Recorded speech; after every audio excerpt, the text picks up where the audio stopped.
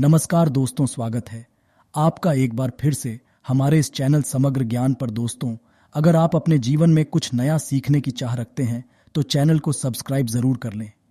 दोस्तों, सूर्य देव को जल चढ़ाते समय भूल से भी ना करें। ये गलतियां पुराणों के अनुसार कहा जाता है कि संसार के समस्त मानव को स्नान करने के पश्चात सूर्य देव को जरूर जल चढ़ाना चाहिए। तांबे के लोटे से जल चढ़ाना बहुत ही अच्छा समझा जाता है।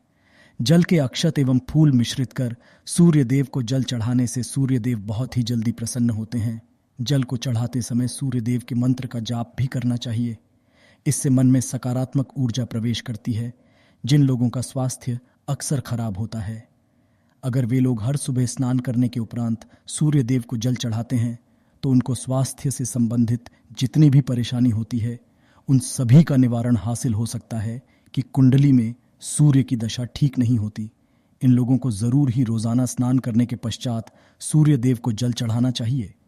इससे उनके घर में जो भी खराबी है उसमें सुधार आ सकता है। सवाल यह है कि सूर्य भगवान को कैसे जल चढ़ाएं एवं कब जल चढ़ाएं।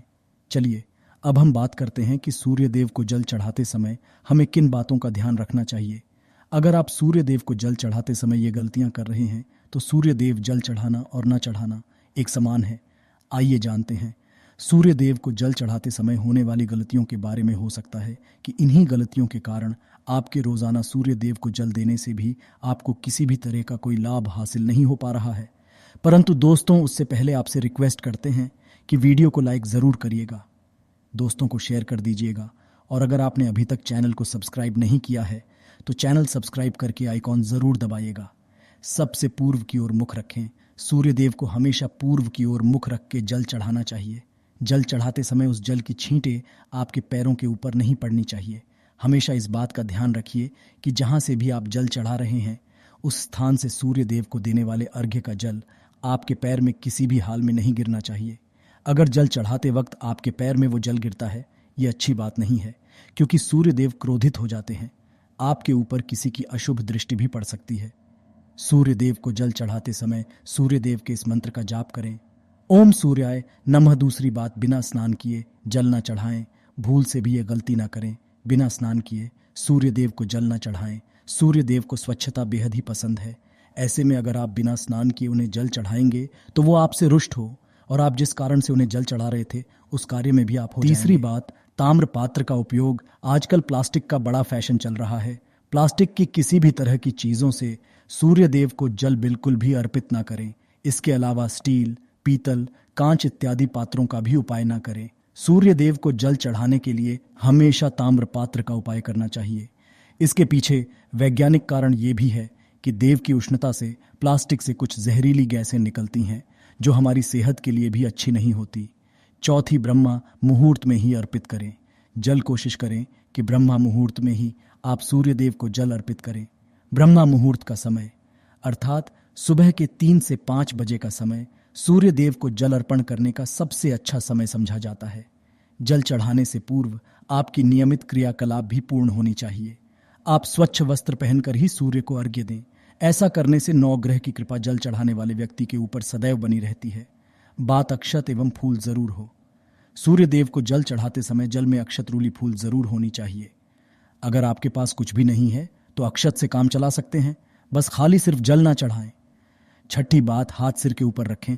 हमेशा अपने हाथ को सिर के ऊपर रखकर ही सूर्य देव को जल अर्पित करना चाहिए। जब जल की सूर्य देव को अर्पित करते वक्त गिरती है तो उसी धारा से सूर्य देव को देखना चाहिए। कहा है कि ऐसा करने से व्यक्ति के ऊपर सूर्य देव की कृपा बनी रहती है एवं व्यक्ति के मन में सकारात्मक ऊर्जा भी प्रवेश करती है। 7वीं बार, चप्पल ना पहने। भूल से भी आपके पैर में चप्पल नहीं होनी चाहिए। अगर आप सूर्य देव को चप्पल पहनकर जल अर्पण करेंगे तो वो आपसे रुष्ट हो जाएंगे और आपके जितने भी काम रुके हुए हैं वो सभी काम भी आगे नहीं बढ़ पाएंगे। इसलिए हमेशा सूर्य देव को नंगे पैरों में रहकर ही जल अर्पित करें। 8वीं बात, रविवार के दिन जरूर जल चढ़ाएं। आप हर दिन सूर्य देव को जल चढ़ाएं या ना चढ़ाएं, परंतु रविवार के दिन सूर्य को जल जरूर चढ़ाना चाहिए, क्योंकि रविवार का दिन सूर्य भगवान का दिन होता है। इस दिन को जरूर ही हर व्यक्ति को सूर्य देव को जल अर्पित करना चाहिए। इससे अगर आपकी कुंडली में किसी तरह का कोई सूर्य संबंधित दोष है तो वो दोष गुण में परिवर्तित हो जाएगा। 9वीं बात, भोजन लें।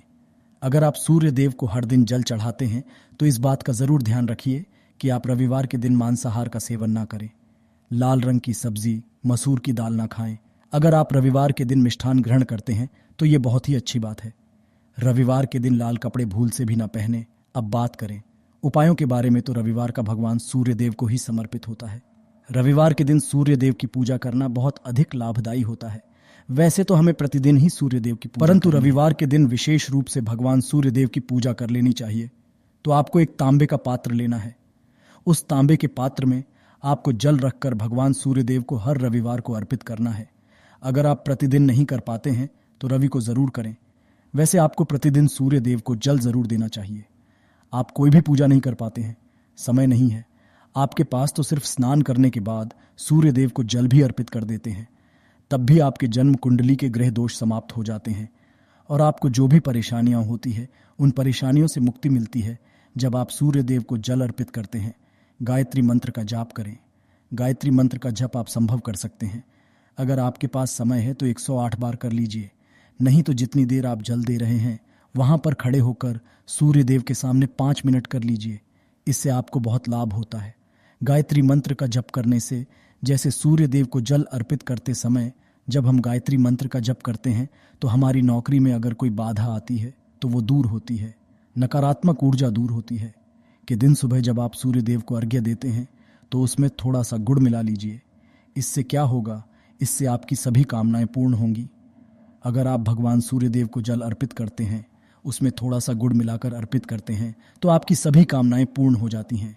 भाग्य का साथ बहुत लोगों को नहीं मिलता है। बहुत से लोग कंप्लेंट करते हैं कि हमारा भाग्य हमारा साथ नहीं देता है। ऐसे में भाग्य का कारक समझा है, प्रबल कारक समझा गया है सूर्य देव को। तो जब आप सूर्य देव को सुबह जल देते हैं तो जल देते समय आपको गायत्री मंत्र का जप करना है और उसके अलावा आपको भाग्य का साथ चाहिए तो रविवार के दिन गुड़ और चावल का दान करना अच्छा समझा जाता है। गेहूं का दान भी आप कर सकते हैं। गेहूं और का दान करना बहुत श्रेष्ठ समझा जाता है और इसको करने से आपके सभी काम बनने लग जाते हैं। अगर आप ये दान हैं तो सूर्य देव की कृपा से आपके जो काम होते हैं, जो रुके हुए हैं, बनने लग जाते हैं। भाग्य का साथ आपको हासिल हो जाता है। अगर आपके आत्मविश्वास में कमी आ गई है, पराक्रम में कमी आ गई है और आत्मविश्वास आपका कमजोर होता जा रहा है, तो ऐसे में आपको चाहिए कि रविवार के दिन अपने माथे पर लाल चंदन का तिलक लगाएं। लाल चंदन जल में भगवान सूर्य देव को अर्घ्य दे दीजिए और अपने माथे पर भी आपको लाल चंदन का तिलक लगाना है। जब आप जल देते हैं भगवान सूर्य देव को, तब आप उसमें लाल चंदन डालेंगे। जब सूर्य देव को जल अर्पित करते हैं तो उसके बाद उस तांबे के पात्र में थोड़ा सा जो लाल चंदन है वो किनारे पर लगा होता है। जब हम कोई भी वस्तु डालकर अर्पित करते हैं तो किनारे पर थोड़ा सा लग ही जाता है। उस पात्र से ही अनामिका उंगली में आपको लाल चंदन लेना है और इस अपने मस्तक पर लगाना। अगर आप ये प्रतिदिन करते हैं तो निश्चित बहुत शीघ्र आपके आकर क्षण में वृद्धि होती है। आपके सभी काम बनने लग जाते हैं। आप अगर व्यापार करते हैं तो आप जिनसे भी डीलिंग करते हैं, जिनसे भी आपका व्यापार है, जिनसे भी आपका व्यापारिक रिश्ता है, बहुत मजबूत स्थिति में होता है। आपके मान सम्मान के साथ आपके आत्मविश्वास में भी वृद्धि होती है। इससे आपकी तरक्की होती है। जीवन में आपको सफलता की प्राप्ति है। व्यापार हो, नौकरी हो, हर जगह आपको तरक्की मिलती है। और अगर आपके घर में कोई बीमार है, बहुत समय से है, तो उनसे कहें कि वो सूर्य देव को तांबे के पात्र में रोली और लाल फूल डालकर अर्पित करें। लाल फूल आप कोई भी ले सकते हैं।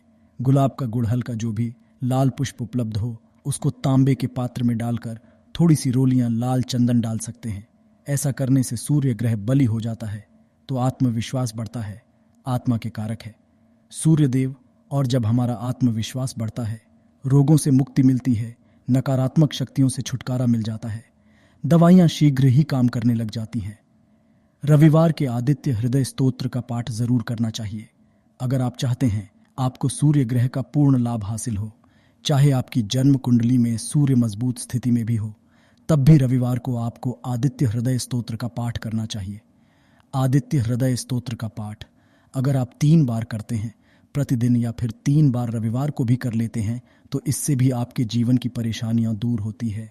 आपके मन में कोई भी काम ना हो।